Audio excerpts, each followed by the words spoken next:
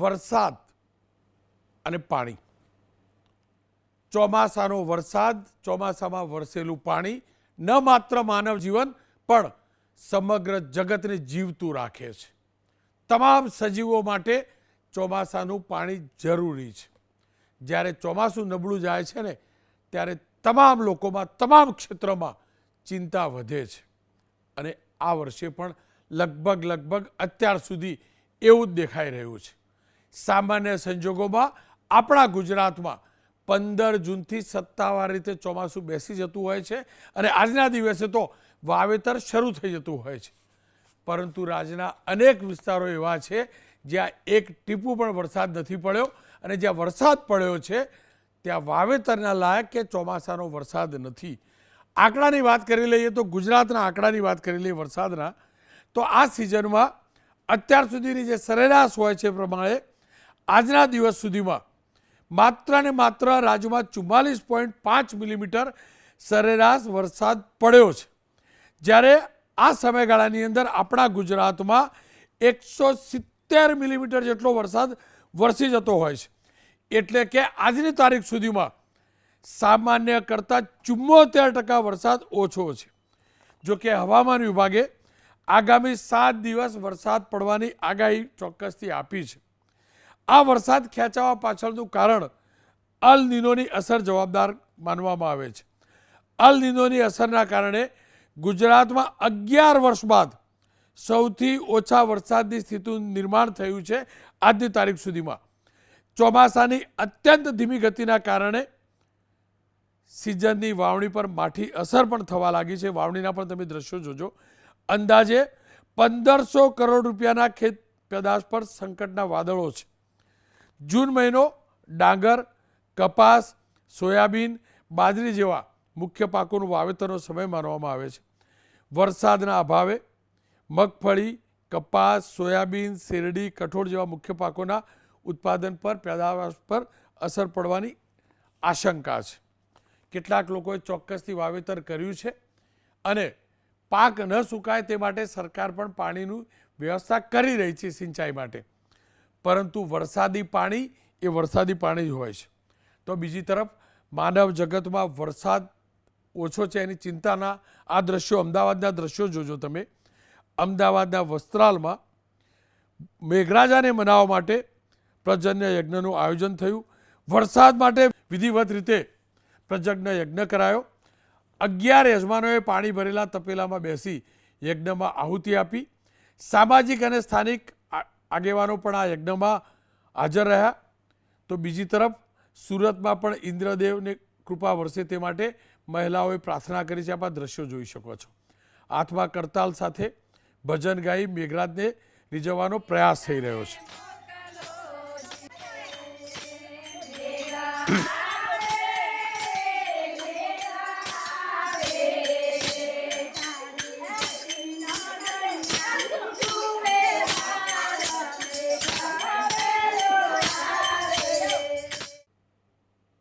સ્વાભાવિક રીતે જ નાગરિકોની ચિંતા હોય, માનવ જાતને આ ચિંતા છે.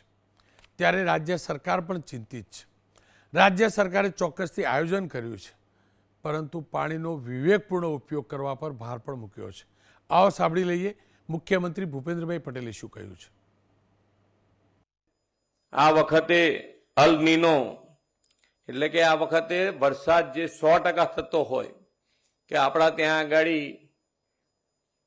70% વરસાદ થતો હોય તો આ વખતે 10-20% એનાથી ઓછો થાય એવી પરિસ્થિતિ સર્જાઈ શકે એવું અનુમાન છે. આપણે અત્યારથી એના માટે ગભરાવાની વાત ના હોય પણ આપણે અત્યારથી માનસિકતા આપણી બનાવી દેવી પડે કે ભાઈ વરસાદ ઓછો પડે તો આપણે કયા કયા પગલાં લેવા જોઈએ, કયો બીજ વાવવું જોઈએ જેથી કરીને પાણીની ઓછી જરૂરિયાત પડે. અને સરકાર તરીકે અત્યારે અમારી પાસે નર્મદાનું પાણી ક્યાંક ક્યાંક વધારે હોય તો એના માટેનું આયોજન પણ સરકારે કરી દીધું છે અને તળાવો ભરવાથી માંડીને ડેમમાં પણ નર્મદાનું પાણી જ્યાં જ્યાં ભરવા જેવું યોગ્ય છે ત્યાં આગળ ભરવાનું ચાલુ કરાવી દીધું છે. એ હકીકત છે. સરકારે બેઠકો શરૂ કરી છે, આયોજન થયું છે, આ હકીકત છે. સરકારે ચિંતા પણ વ્યક્ત કરી છે પણ હા, ડરની જરૂર નથી.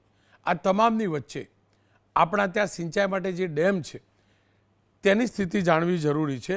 રાજ્યના અલગ અલગ ડેમની વાત કરીએ તો રાજ્યમાં 206 ડેમમાંથી એક પણ ડેમ એવો નથી કે જે 100% ભરાયેલો હોય.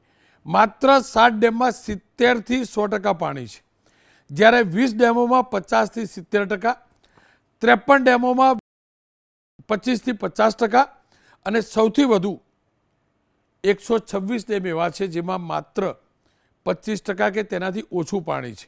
એટલે કે 206માંથી 126 ડેમ એવા છે નાના મોટા જ્યાં 25% કરતો ઓછો પાણીનો જથ્થો છે.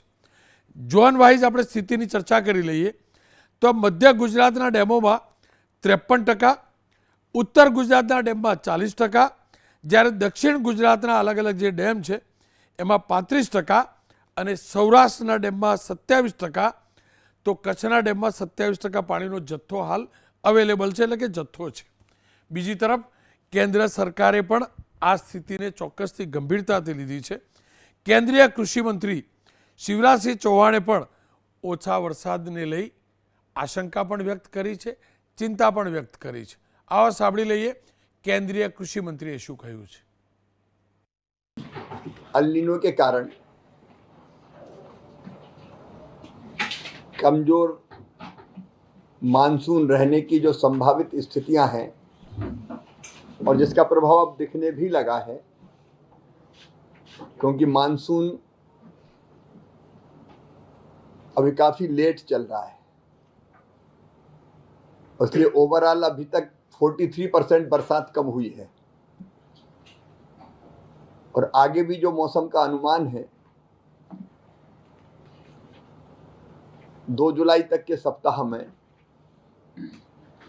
कमजोर रहने की संभावना है. સ્વાભાવિક રીતે જ વરસાદ ઓછો પડે તો સવિશેષ ચિંતા ખેડૂતોને થાય છે. કેટલાક ખેડૂતોએ વાવણી શરૂ કરી છે, કેટલાક ખેડૂતો વાવણી લાયક વરસાદની રાહ જોઈ રહ્યા છે, ચાતક નજરે રાહ જોઈ રહ્યા છે. આ તમામની વચ્ચે અંબાલાલભાઈ પટેલ હવામાન નિષ્ણાત છે આપણી સાથે, ધીમનભાઈ વગાસિયા કૃષિ હવામાન વિશેષજ્ઞ છે જુનાગઢ કૃષિ યુનિવર્સિટી, ડૉક્ટર મેહુલભાઈ વાસાણી કૃષિ રિસર્ચ એસોસિએટ છે આણંદ કૃષિ યુનિવર્સિટીથી. અંબાલાલ કાકા, આપનાથી વાતની શરૂઆત કરવી છે.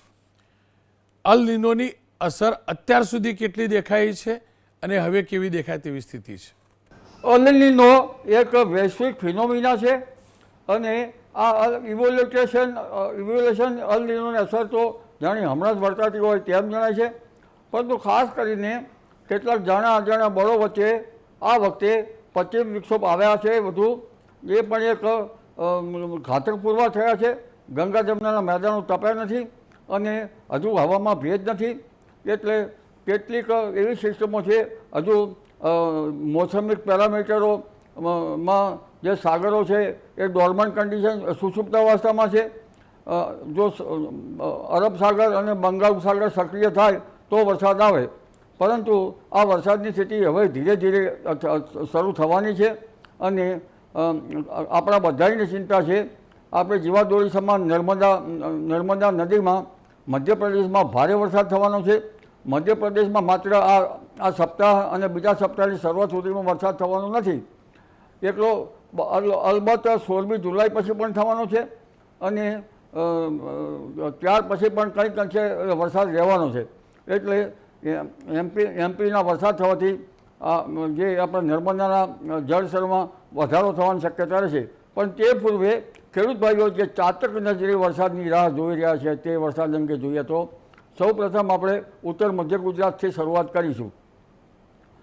તારીખ 2-3 જુલાઈથી આમ તો તારીખ 7 સુધીમાં અને ત્યાર પછી પણ થોડો વરસાદ ચાલુ રહેવાની શક્યતા રહેતા તારીખ 10 સુધીમાં ગુજરાતના ઘણા ભાગો, ઉત્તર ગુજરાત, મધ્ય ગુજરાત, પૂર્વ ગુજરાતના ઘણા ભાગો ભારે વરસાદ થવાની શક્યતા રહેશે.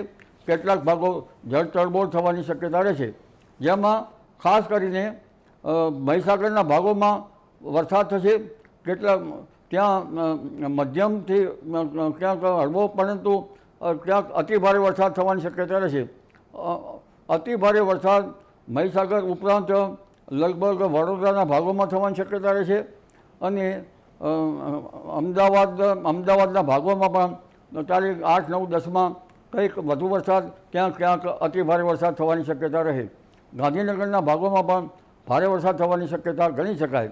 અને પંચમહાલના ભાગોમાં કેટલાક ભાગોમાં ભારેથી અતિ ભારે વરસાદ થવાની શક્યતા રહે. આ ઉપરાંત મહેસાણાના કેટલાક ભાગોમાં પણ ભારેથી અતિ ભારે વરસાદ થવાની શક્યતા રહે. બનાસકાંઠાના ભાગોમાં વરસાદ થવાની શક્યતા રહે. પાટણ સમી હારીના ભાગમાં વરસાદ થવાની શક્યતા રહે. સાબરકાંઠાના ભાગોમાં પણ વરસાદ થવાની શક્યતા રહે.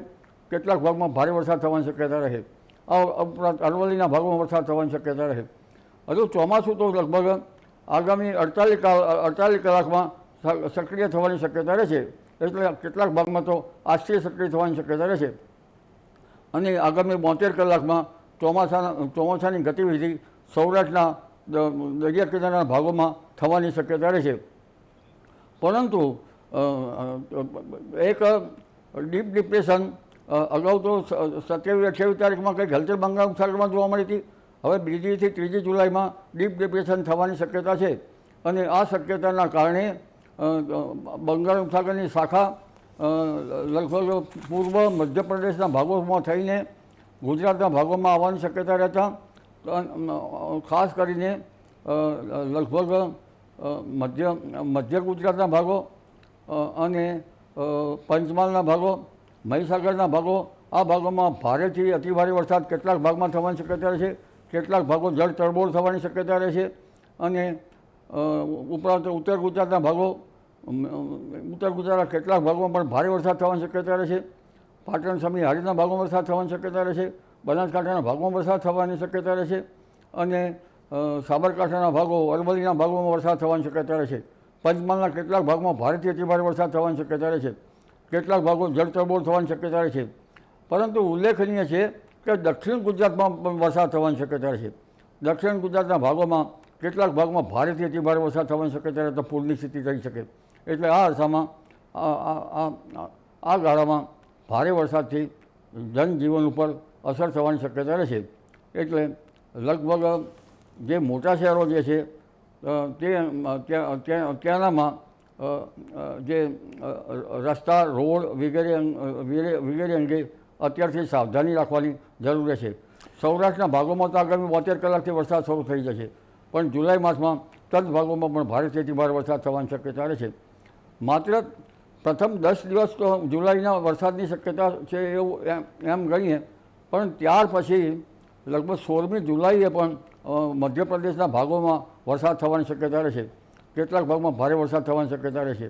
અને ઓગસ્ટની શરૂઆતમાં પણ દક્ષિણ ગુજરાતમાં વરસાદ થવાની શક્યતા રહેશે.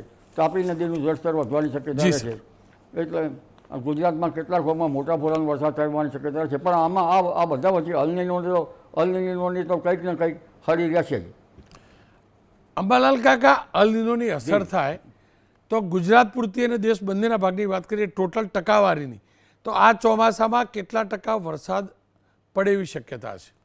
સાગરકાંઠાના ભાગોમાં લગભગ 98% જેવો વરસાદ થઈ શકે, ક્યાંક વધી પણ શકે. પરંતુ કેટલાક ભાગમાં વરસાદ 85%, કોઈ ભાગમાં 86%, કોઈ ભાગમાં 88% અને કેટલાક ભાગમાં ઓછો થઈ શકે. પરંતુ પિરિયોડિકલી વરસાદ થાય તો અલનીનો વચ્ચે પણ જરા ખેતીવાડીને ઓછો વાંધો આવી શકે. જો ખેતીવાડીમાં વચ્ચે બ્રેક થવાના છે ત્યારે ખેડૂત ભાઈઓ પિયત વ્યવસ્થા પણ કરવાની જરૂર રહે. પણ હવે જે રિસર્ચ, જે સંશોધનો કરવાના છે એગ્રીકલ્ચરમાં વેરાયટીના જાતોના, એ હવે પેટર્ન બદલવી પડશે. કારણ કે હવે ટૂંકા મુદતમાં પાકતી જાતોનું રિસર્ચ કરવું સારું રહે. જોકે ટૂંકા મુદત શોર્ટ વેરાયટીમાં સંશોધન કરતાં ઓગસ્ટ પછી અલનીનોની વધારે થતી છે. સપ્ટેમ્બરમાં અલનીનોની ઘાતક અવસ્થા રહે છે. નવેમ્બર સુધીમાં અલનીનોની અસર રહે છે. એટલે અલનીનોના કારણે ગરમી પડે તો સપ્ટેમ્બર, ઓક્ટોબરમાં પણ હળવા દબાણ ઊભા થતાં એકાએક વરસાદ આવવાની શક્યતા રહે. એટલે આ વરસાદ જે છે એ આપણા અનુમાન મુજબ ન પણ આવી શકે. અંબાલાલભાઈ, આપનો ખૂબ ખૂબ આભાર. ખેર, ડૉક્ટર મેહુલ વાસાણી, કૃષિ રિસર્ચ એસોસિએટ છે, આણંદ કૃષિ યુનિવર્સિટીથી. વાસાણી સાહેબ, આપની પાસેથી જાણવું છે કયા પ્રકારનું ચોમાસું દેખાય છે અને ખેતી માટે આ ચોમાસું કેવું રહેશે? આપનું રિસર્ચ શું કહે છે? વર્ષ એટલે નૈઋત્યનું ચોમાસું 2026ની વાત કરીએ તો વિશ્વની ઘણી બધી જે સંસ્થાઓ છે, વિશ્વ હવામાન સંસ્થા છે, સાથે સાથે નોવા જેવી સંસ્થા છે અને આપણો ભારત હવામાન વિભાગ પણ છે, જેને દરેક સંસ્થાએ પુષ્ટિ કરી છે કે ચાલુ વર્ષે એક મજબૂત અલ્નીનો બનવાની સંભાવના દેખાઈ રહી છે. તો તેની આપણે જે શરૂઆત છે અત્યારથી અનુભવી રહ્યા છે. જે જૂન મહિનામાં આપણે 15 જૂન પછી જે વાવણી લાયક વરસાદ ગુજરાતમાં થતો હોય છે, તે જૂનના અંત સુધી પણ એના કંઈ અંશાર નથી દેખાતા. ક્યાંક અમુક જગ્યાએ વરસાદ પડ્યો છે એ વસ્તુ અપવાદ છે, પરંતુ મોટાભાગના ગુજરાતમાં અત્યારે વાવણી લાયક વરસાદ થયો નથી. તો આગામી દિવસોમાં આપણે વાત કરીએ અલ્નીનોની પરિસ્થિતિમાં, તો ભારત હવામાન વિભાગે જણાવેલું છે કે જે અત્યારે જે અલ્નીનોની પરિસ્થિતિ જે છે એ પ્રશાંત મહાસાગરમાં ઉદ્ભવ થઈ ગઈ છે અને એમાં અલ્નીનોની પરિસ્થિતિને આપણે અમુક પરિબળો નબળી પાડતા હોય છે, ખાસ કરીને ઇન્ડિયન ઓશન ડાયપોલ છે જેવી પરિસ્થિતિ છે. પણ એ પણ ચાલુ ચોમાસા એટલે મધ્ય ચોમાસા સુધી જે પણ એ સપોર્ટ કરી તેવી સંભાવના ઓછી દેખાઈ રહી છે. તો તેને ધ્યાનમાં લઈને કંઈ ને કંઈ અંશે જે છે એ ચોમાસું નબળું પડવાની સંભાવના દેખાઈ રહી છે. તો આગામી દિવસોમાં વાત કરીએ તો અત્યારે 30 જૂન સુધી ગુજરાતમાં મોટાભાગે વાવણી થઈ જતી હોય છે, પરંતુ હવે આપણે 30 જૂન સુધી જો વરસાદ નથી થઈ રહ્યો તો તેને ધ્યાનમાં રાખીને આપણે હવે પાકની ફેરબદલી અને સાથે સાથે પાકની એવી ટૂંકા ગાળાની જાતો જે છે એ ખેડૂત ભાઈએ પસંદ કરવી હિતાવહ રહે છે. ડૉક્ટર વાસાણી, આપ જોડાયેલા રહેજો. પાકની કેવી વાવણી કરવી, કેવા પાક પસંદ કરવા, એ મુદ્દે વિસ્તૃત ચર્ચા કરવી છે. પણ આપણી સાથે હાલ ધીમનભાઈ વઘાસિયા જોડાયા છે, કૃષિ હવામાન વિશેષજ્ઞ છે જુનાગઢ કૃષિ યુનિવર્સિટીથી. વઘાસિયા સાહેબ, તમારું રિસર્ચ શું કહે છે? કયા પ્રકારની સ્થિતિ સર્જાશે? ખેડૂતો માટે શું સલાહ ભર્યું? જે ચોક્કસથી રોનકભાઈ, અત્યારે આપણે જોઈએ તો ચોમાસા ઉપર એક અલ્નીનોની જે અસર બતાવેલી હતી એ મુજબ જ દેખાઈ રહેલી છે. ખાસ કરીને જ્યારે ચોમાસું અત્યારે આપણે જોઈએ તો બે જગ્યાએ ઊભું રહેવા પામેલું છે. એક તો પ્રથમ જ્યારે સોલાપુરની આસપાસના વિસ્તારોમાં હતું ત્યારે પણ આપણે એક જગ્યાએ સ્થિર થઈ ગયેલું હતું. ત્યારબાદ અત્યારે જ્યારે સુરતની આસપાસના વિસ્તારોમાં ફરીથી આવી અને ચોમાસું અત્યારે સ્થિર થયેલું છે. આગામી દિવસોમાં જોઈએ તો જેમ અંબાલાલ કાકાએ કીધું એમ કે આગામી દિવસોમાં વરસાદની શક્યતાઓ છે એ આપને જોવા મળી શકે એવી છે. આ વરસાદની શક્યતાઓ છે એ ખાસ કરીને દક્ષિણ ગુજરાતના વિસ્તારો છે, મધ્ય ગુજરાતના વિસ્તારો છે અને લાગુ પડતા ઉત્તર ગુજરાતના વિસ્તારો છે. આ વિસ્તારોમાં અમુક જગ્યાએ ભારે વરસાદની શક્યતાઓ પણ રહેશે. બાકીના જે વિસ્તારો છે એમાં હળવાથી મધ્યમ વરસાદની શક્યતાઓ રહેશે. એટલે આ વિસ્તારોમાં ફરીથી ચોમાસું સક્રિય થઈ અને આગળ જુલાઈના પ્રથમ અઠવાડિયામાં વધે એવી શક્યતાઓ છે. જ્યારે સૌરાષ્ટ્રની વાત કરવામાં આવે તો સૌરાષ્ટ્રમાં જે દરિયાકાંઠાના વિસ્તારો છે એમાં ખાસ કરીને અમરેલી, ભાવનગર અને ગીર સોમનાથ આ જિલ્લાઓ છે, આ જિલ્લાઓમાં વરસાદની ગતિવિધિ આપને જોવા મળશે. જ્યારે બાકીના જે જિલ્લાઓ છે આ જિલ્લાઓમાં અત્યારની જે પરિસ્થિતિ છે એ મુજબ એવું લાગે છે કે હજી પણ વરસાદની રાહ આપણે જોવી પડે એવી શક્યતાઓ રહેશે. જ્યારે કચ્છનો વિસ્તાર હોય અને લાગુ પડતા ઉત્તર ગુજરાતનો જે વિસ્તાર છે આ વિસ્તારમાં જે ગતિવિધિઓ છે એ સામાન્ય કરતાં હજી પણ આગામી સમયમાં ઓછી રહે. એટલે કે આ વિસ્તારમાં જે વરસાદ મળવાપાત્ર થાય એના કરતાં ઓછો વરસાદ મળશે એવી શક્યતાઓ દેખાઈ રહેલી છે. એટલે ખાસ કરીને જે પણ અત્યારે જો સૌરાષ્ટ્રની વાત કરવામાં આવે તો સૌરાષ્ટ્રના ઘણા બધા જિલ્લાઓ છે કે જેમાં આગોતરું મગફળીનું વાવેતર છે, કપાસનું વાવેતર છે એ ખેડૂત મિત્રોએ કરેલું છે. ઘણી જગ્યાએ પોતાએ પિયત આપવાની વ્યવસ્થા માટે પણ ખેડૂતોના અવારનવાર ફોન આવે છે. તો આવા ખેડૂતોએ જો પિયત આપવાની જો શક્યતા દેખાતી હોય પોતાના પાકમાં તો પિયત આપવાની પણ એક સલાહ આપવામાં આવે છે. અને જે ખેડૂત મિત્રોએ હજી વાવણી કાર્ય બાકી છે આવા ખેડૂત મિત્રોને જો યોગ્ય વરસાદ ન મળે તો પોતાનું વાવણી કાર્ય ન કરવાની પણ એક સલાહ આપવામાં આવે છે કે જે પોતાના પાકની ફેરબદલ કરવા માટે પણ પોતાનું આયોજન ખેડૂત મિત્રો કરે એવી એક સલાહ આપવામાં આવે છે. જ્યારે આપણે દક્ષિણ ગુજરાત અને મધ્ય ગુજરાત અને ઉત્તર ગુજરાતના જે વિસ્તારો છે કે જેમાં વરસાદ આપને મળવાપાત્ર થશે તો આવા વિસ્તારોમાં ખેડૂત મિત્રોએ પોતાનું વાવણી કાર્ય હાથ ધરવું જોઈએ. જે પણ પાક આયોજન ખેડૂત મિત્રોએ આયોજિત કરેલું છે એ મુજબ પોતાના પાકનું જે વાવણી કાર્ય છે એ યોગ્ય વરસાદ મળે તો તે સમયે ખેડૂત મિત્રોએ છે એ હાથ ધરવું જોઈએ. ત્યારબાદ જો આપણે વાત કરવામાં આવે તો ઘણી બધી હવામાન એજન્સીઓ છે, ભારત હવામાન વિભાગ જે ભારત સરકાર દ્વારા સંચાલિત છે, તો એમના દ્વારા પણ કહેવામાં આવેલું છે કે આ વર્ષનું ચોમાસું છે એ સામાન્ય કરતાં ઓછો વરસાદ રહેશે. ખાસ કરીને આપણે જોઈએ કે જે વરસાદ આધારિત વિસ્તાર જે ભારતનો કહેવાય, જેને આપણે અમારે ભારત હવામાન વિભાગ દ્વારા એને સેન્ટ્રલ મોન્સૂન કોરે ઝોનમાં આપણે સમાવિષ્ટ કરીએ છીએ. તો આ વિસ્તારમાં અત્યારે વરસાદ જોઈએ તો 56% કરતાં પણ ઓછો વરસાદ મળવા પાત્ર થયેલો છે. તો ક્યાંક ને ક્યાંક આ જે પણ વરસાદ આધારિત પાકો છે, કૃષિ છે, આ બંને ઉપર આ વર્ષનું ચોમાસું છે એ અસર કરે એવી પરિસ્થિતિઓ દેખાઈ રહેલી છે. એટલા માટે ખેડૂત મિત્રોએ જળ સંચયની જે પણ પગલાઓ છે, જી ખાસ કરીને ખેત તલાવડી છે, ખેત પોન્ડ છે કે જેને ખેત તળાવ કહીએ છીએ આપણે, તો આ બધી વસ્તુઓ કે જે સમયે વરસાદ આપને ન મળવા પાત્ર થાય તો પૂરક પિયત આપણે આપી અને પોતાના પાકને બચાવી જી શકીએ. વાસણજી. તો આવી જે જળ સંચયની પગલાઓ છે એ ખેડૂત મિત્રોએ લેવાની જી, જી. જરૂર આ વર્ષના ચોમાસામાં વધારે રહે જી, એવી સર. શક્યતાઓ રહેશે. આપનો ખૂબ ખૂબ આભાર. સર, તમારી પાસેથી જાણવું છે, આપે તો બહુ બધું રિસર્ચ પણ કર્યું હશે.